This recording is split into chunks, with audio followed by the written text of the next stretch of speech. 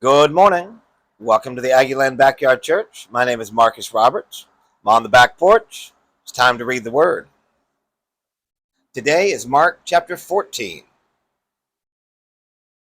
They went to a place called Gethsemane, and Jesus said to his disciples, "Sit here while I pray."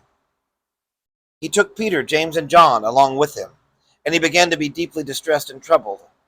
"My soul is overwhelmed with sorrow to the point of death," he said to them. "Stay here and keep watch."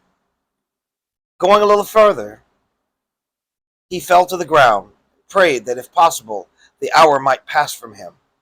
"Abba, Father," he said, "everything is possible for you. Take this cup from me, yet not what I will, but what you will."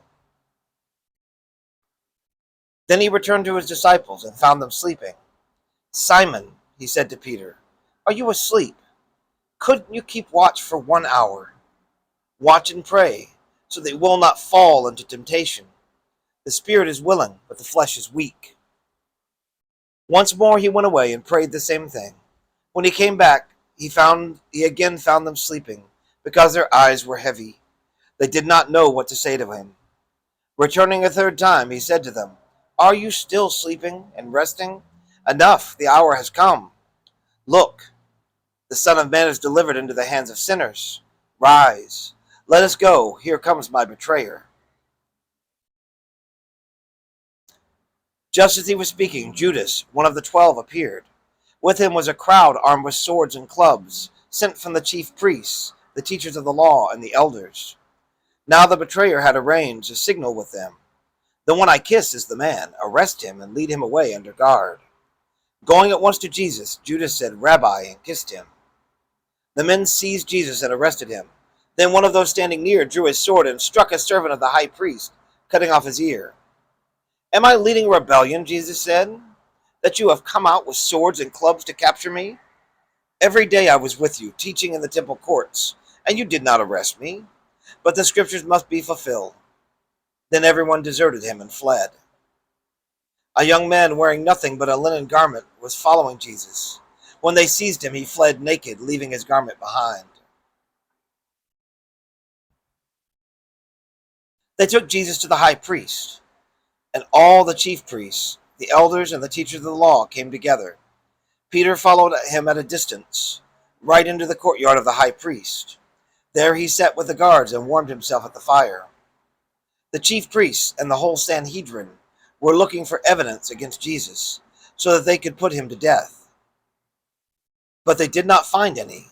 Many testified falsely against him, but their statements did not agree. Then some stood up and gave this false testimony against him. "We heard him say, 'I will destroy this temple made with human hands, and in 3 days I will build another not made with hands.' Yet even then their testimony did not agree." Then the high priest stood up before them and asked Jesus, "Are you not going to answer? What is this testimony that these men are bringing against you?" But Jesus remained silent and gave no answer. Again the high priest asked him, "Are you the Messiah, the Son of the Blessed One?"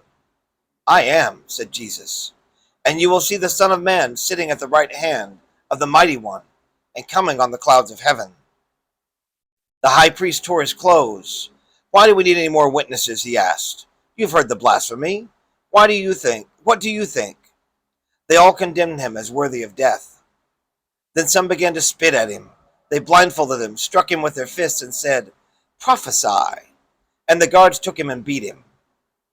While Peter was below in the courtyard, one of the servant girls of the high priest came by. When she saw Peter warming himself, she looked closely at him. "You were with that Nazarene, Jesus," she said. But he denied it. "I don't know or understand what you're talking about," he said, and went out into the entryway. When the servant girl saw him again, she said again to those standing around, "This fellow is one of them." Again he denied it. After a little while, those standing near said to Peter, "Surely you are one of them, for you are a Galilean." He began to call down curses, and he swore to them, "I don't know this man you're talking about." Immediately the rooster crowed a second time.